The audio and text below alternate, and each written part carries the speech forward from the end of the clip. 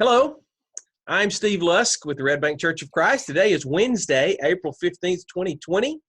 We are in our fourth or fifth week of online Bible study and worship, and this has been a very interesting and fascinating thing. I would imagine that you found yourself online more in the last few weeks and days than you ever have before, even though we are kind of online people these days. So, Absolutely. it's pretty amazing how this is done. Joining me today is Tommy Stone and Blake Hayes, and we are going to be sharing some thoughts regarding our His Life devotional for today. And as Blake mentioned on Monday, the theme of this week is the early life of Jesus. And of course, we know very little about his early life as a child. There's some glimpses into his childhood when he was about 12, and of course, we know about his birth, but from 12 to 30, those years right in there, we don't know very much at all until Jesus sort of comes back on the scene during John, his relatives' ministry as he was preparing the way for Messiah. So that's kind of where we are. And so our lessons this week, our devotional studies this week have sort of focused on the early ministry of Jesus, sort of the beginning of his ministry. So that's where we're going today. And our lesson today is entitled Follow Me. And the text is from Matthew chapter 4, verses 18 through 22. And I think Tommy's going to read that to us. So, Tommy, go ahead. All right, I'm ready. Matthew 4, beginning with verse 18. As Jesus was walking beside the Sea of Galilee, he saw two brothers, Simon Peter and his brother Andrew. They were casting a net into the lake, for they were fishermen. Come, follow me, Jesus said, and I will send you out to fish for people. At once they left their nets and followed him. Going on from there, he saw two other brothers, James, son of Zebedee, and his brother John. They were in a boat with their father Zebedee, preparing their nets. Jesus called them, and immediately they left the boat and their father and followed him. Well, there's a lot to unpack there, and we'll get to that maybe in just a second. But I want to start out by asking you guys, why have you chosen the profession, if you will, or the vocation or the lifestyle of being a minister? Has there been somebody that's influenced you, or either directly or subtly, to pursue ministry on a full-time basis? Go ahead, Blake. Yeah, yeah. So I had multiple people in my life who, when I was, especially in teenage years in the youth group, who really had an impact. I had interns, probably one of the most notable and who I still talk to a little bit is David Lee.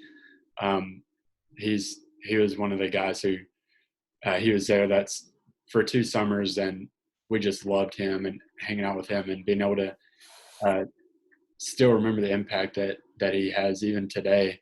And then Kirk Brothers was a big one in my life who continued to push me into not really ministry exactly, but just pushing me to share my faith with people and making that a big part of my life, and to where it has become part of my life. So Awesome. That's great. Yeah. What about you, Tommy?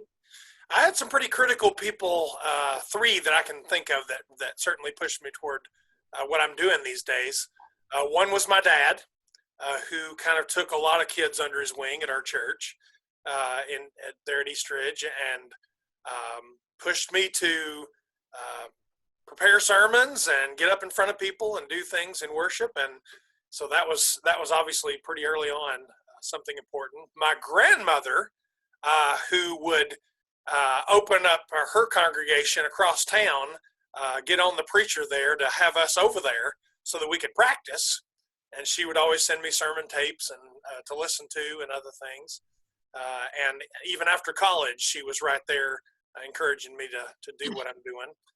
And then I had a high school speech teacher who was very influential, Bob Oliver, who I know you know, Steve, who kind of took me under his wing and helped me with some skills and things in regard to public speaking and getting over some of the fears involved there. So those are 3 that come to my mind pretty quickly. Yeah, and I know that all of those guys that you guys have mentioned are are very thankful for the influence they had on you guys because of the ministry that you're engaged in. And I guess everybody has somebody like that. In my life, it was first and foremost my dad and mom. I was the firstborn son. I had an older sister, but I was the firstborn son. So I guess I was always going to kind of be the little preacher in our family. And every time we played church, I was always the preacher, maybe the song leader. And with 4 sisters, I also served communion and led prayers and everything else. So I sort of, that family was a big influence on me. Both my grandparents, both sets of grandparents influenced me. And then knowing my interest in that and the, I guess somebody saw some developing ability there.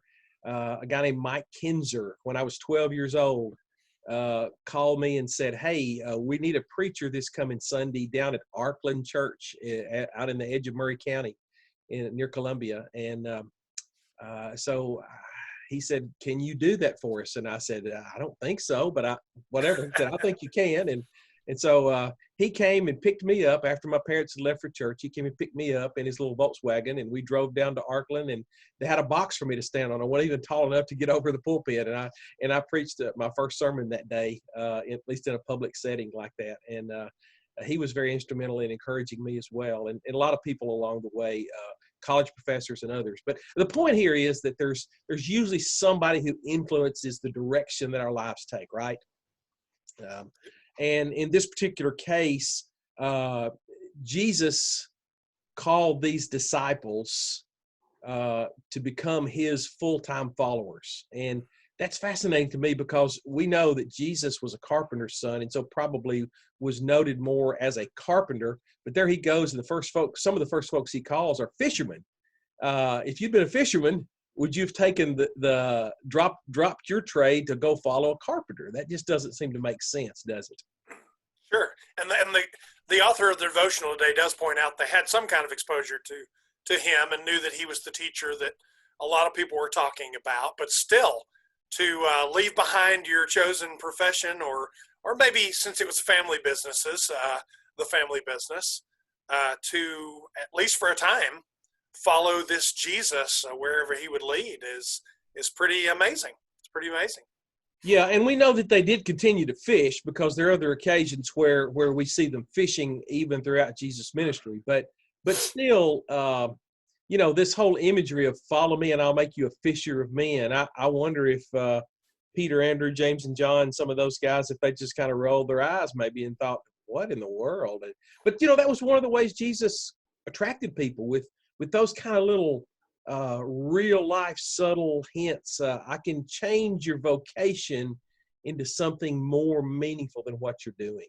And I think that's really the call of discipleship, isn't it? That whatever we are, whether we're a teacher or an engineer or a doctor or whatever we may happen to be, that following Jesus can make that not just a vocation or a job, but it can become a ministry in itself.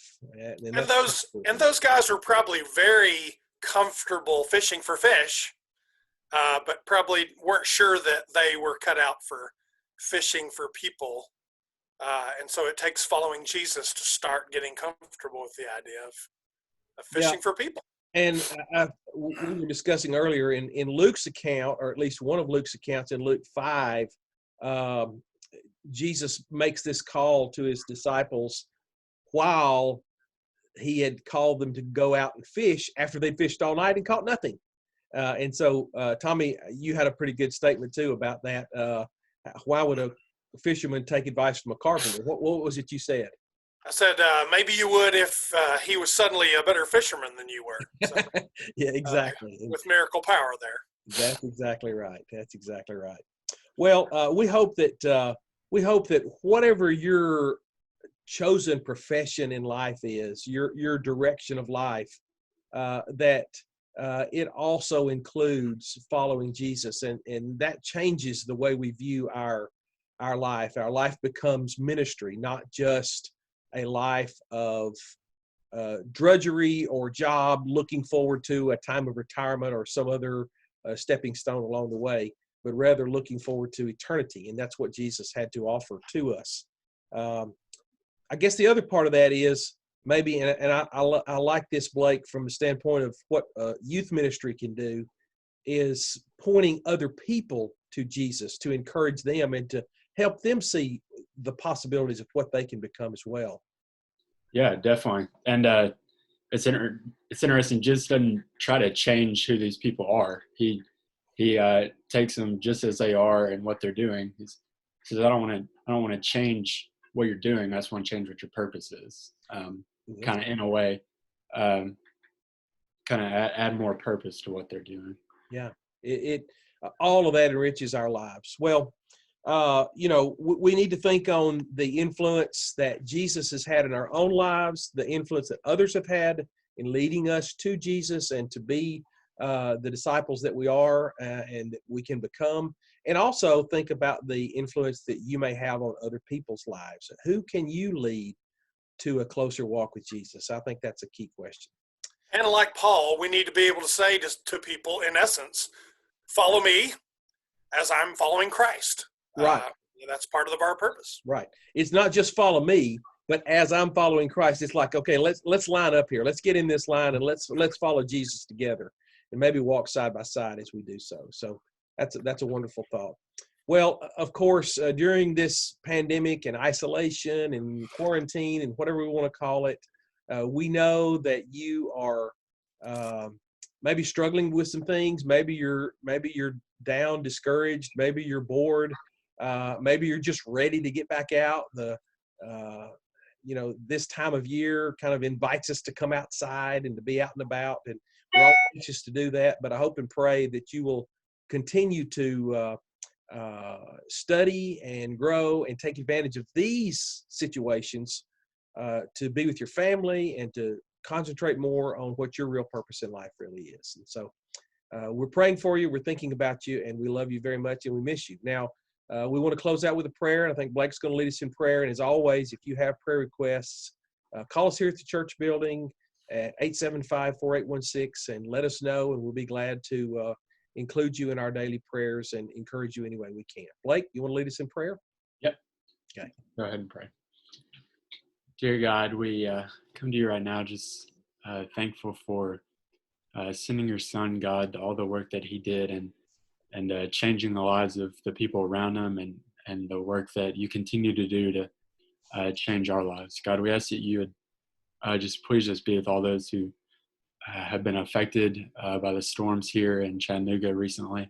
May we be able to do the best we can to reach out and help those with their physical needs, but also be able to just wrap our arms around them and let the people who need it know that we're here for them and that we can get through this together, God.